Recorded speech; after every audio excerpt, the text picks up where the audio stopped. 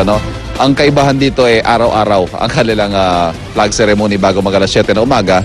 Sabay-sabay nilang awitin ng pambansang awit, magdarasal, panatang makabayan, at saka papasok sa kanilang mga silid-aralan. 372 lamang igan ang total student population ng itong Maysulong Elementary School. May 12 classroom sila. So yung overcrowding na karaniwang nakikita natin sa mga public elementary schools ay hindi naman nila nararanasan dito. Ang serbisyong totoong ihahatid natin ngayong umaga, igan, ay yung pagpapagawa ng kanilang library. Tulad ng nabanggit ko kanina, itong Maysulong Elementary School nasa Kalumpit, malapit ito sa Pampanga River, at matinding pinsala ang tinamo nito nung manalasa ang bagyong Pedring at Kiel nitong nakaraang taon.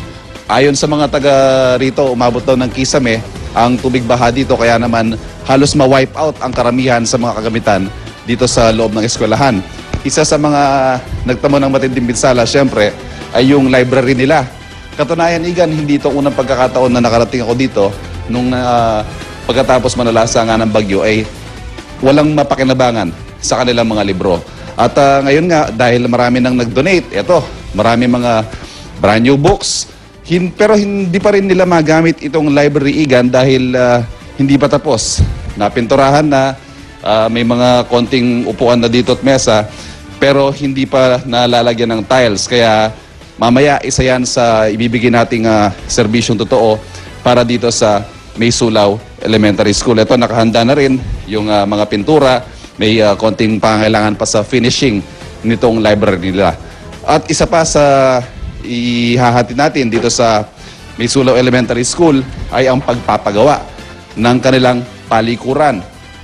372 students, igan, isang panlalaking CR at isang pambabaeng CR lamang ang meron sila at sira pa. Kaya ngayong umaga ay yan ang ating bibigyan pansin at ibibigay na serbisyong totoo sa mga bata dito sa Maysulong Elementary School. Babalik tayo mamaya. Para riyan, balik muna sa inyo dyan sa studio. Maraming salamat, Ivan Mayrina. Samantala, isa sa mga matagalang problema kinakarap ng mga mag-aaral. Tayo mula dito sa Maysulong Elementary School sa Kalumpit, Bulacan. Itong Maysulong, Lar, nasa boundary na halos ng Bulacan at ng Pampanga at malapit sa Pampanga River, kaya bahain. Merong 372 na mag-aaral dito mula kinder hanggang grade 6. May 12 classrooms at 12 teachers din. At tulad nga ng nabanggit mo, Lar, yung kanilang palikuran at library ang ating binigyan pansin sa ating pagbibigay ng serbisyong totoo ngayong umaga. Kumustahin natin kung ano na ang update sa kanilang palikuran. Ito ho, ipapakita namin. Kasalukuyan pa rin nagtatrabaho dyan ang mga kawani ng Philippine Army sa paglalagay ng mga brand new tiles at ganoon din ang mga brand new na toilet bowl. Pansinin nyo ho ang bandang labas, yan naman ay likhang sining ng mga taga yung Tribu Diwata. Yan po ang grupo ng mga artist na kita nyo naman. Ang ganda ng kanilang ginawa dyan sa wall papasok ng CR. Sa puntong ito, kukunin natin ang reaksyon ng principal ng Maysulong Elementary School, si Dr. Rain Blanco. Ano po yung masasabi nyo sa CR? Hindi pa tapos dyan, pero nagkakaroon na ng forma. Hindi pa po pala tapos, pero sobrang napawaw na po ako sa galing ng kamay ng mga nag-paint. Yung Tribu Diwata. Tribu Diwata po. Pero ito ho, mas kina-excite natin dito sa unang hirit, yung pagpapakita sa mga estudyante at sa principal ng kanilang library. Hindi pa rin tapos ito, pero sa nakalipas sa 2 oras, hindi natin pinapasok si ma'am para masurpresa siya kahit paano pag nakita niya ang kanilang bagong library. Pasok tayo, ma'am.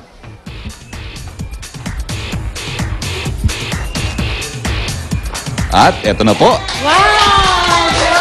Ang kanilang library, yan. Likhang sining pa rin ng Tribu Diwata.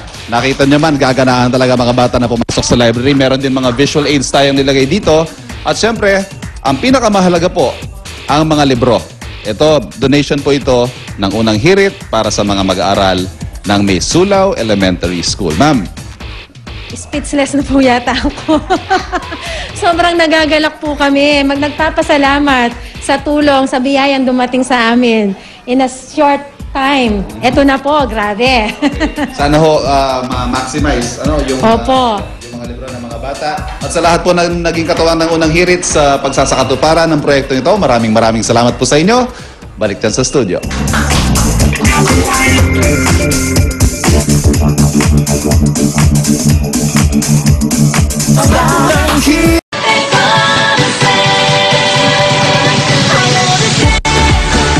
Thank you, LJ. Thank you so much! Ang saya-saya dito. Thank you sa pagtambay. At bukas tuloy-tuloy ating pagbabantay sa Balik Eskwela 2012-2013.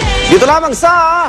Unang hirit! Rhea, diyan ka pa rin. Hi, Pao! Yes, yes, yes.